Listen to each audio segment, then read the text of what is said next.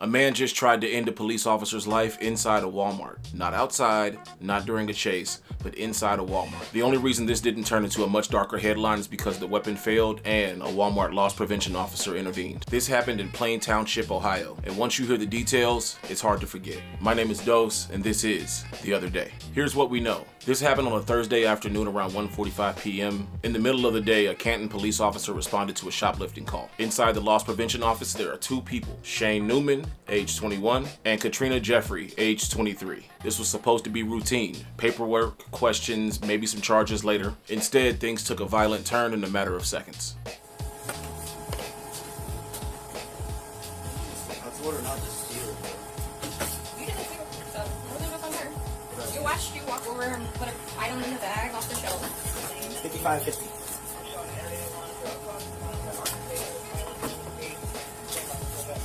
Hey! No! Get back!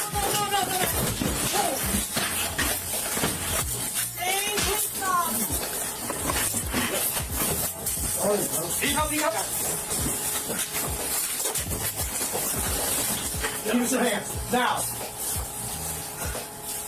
According to court records and body cam footage, Newman allegedly pulls out a weapon inside the loss prevention office. Police say he attempted to fire at the officer, but the weapon failed to discharge. At that exact moment, a Walmart loss prevention agent jumped on him. The officer later explained on body cam that he didn't want to fire his weapon because he didn't want to hit the loss prevention agent that was on top of the suspect at the time. Let's think about that for a second. One failed mechanism, one split decision, and this story goes a complete different direction. Newman was taken to the floor and arrested, and court records say that he is now facing, forgive me, I'm not sure what words I can use without YouTube taking down my video, so we'll just say he's facing attempted, felonious assault on a police officer, robbery, illegal substance possession, and having a weapon while under disability. Due to being a felon, he wasn't even supposed to have a firearm. And after the arrest, police officers recovered 50 blue pills. We'll just call them party pills. Again, I'm not trying to have YouTube take my video down. Police also charged Katrina Jeffrey with complicity to commit a robbery. Both suspects appeared in Canton Municipal Court. Newman was issued a $1 million bond, and Jeffrey was handed a $500,000 bond. They are both expected back in court on December 23rd. What's crazy to me is not just what happened, but where it happened. I mean, this wasn't on the streets, it wasn't during an altercation, it wasn't during a big argument. If you watch the video, he was sitting there calmly after allegedly shoplifting, and it's almost like you could see it go through his eyes, like he was pondering it, and then he produced his weapon and allegedly attempted to end a life. All of this in the back offices of a Walmart, place where employees are doing paperwork, people are arguing about receipts, where nobody's expecting their life to be on the line, which could say more about our society, because nowadays I feel like no matter where you are, you have to be on some kind of guard or alert for your life. And then there's a part that replays for me. The weapon didn't discharge. That's it. That was the line between someone being here and not being here anymore. A weapon just didn't discharge. Because if it had, you're not just talking about an officer, you're talking about the Walmart employee. You're talking about anyone who was standing maybe just a few feet away. We don't know if the weapon did discharge, if he would have stopped at that point, or if this would have turned into a spree, a rampage. Again, there's body cam footage of the moment, and if you listen closely, you can hear the officer describe why he didn't fire back, simply because there was an employee in the way. That employee could have also lost their life. Regardless of how you feel about police officers, how you feel about crime, it doesn't matter if you're on the left, if you're on the right, the fact that someone who goes and clocks in every day at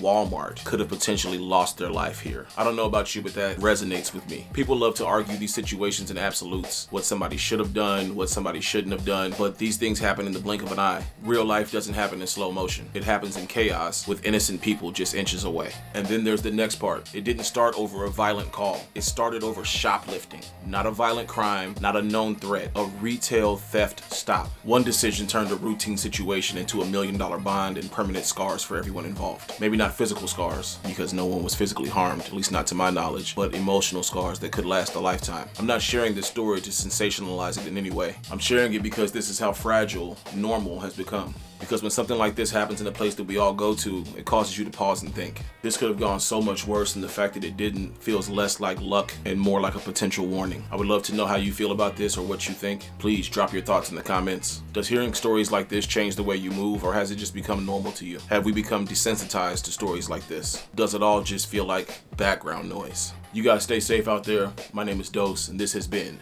The Other Day.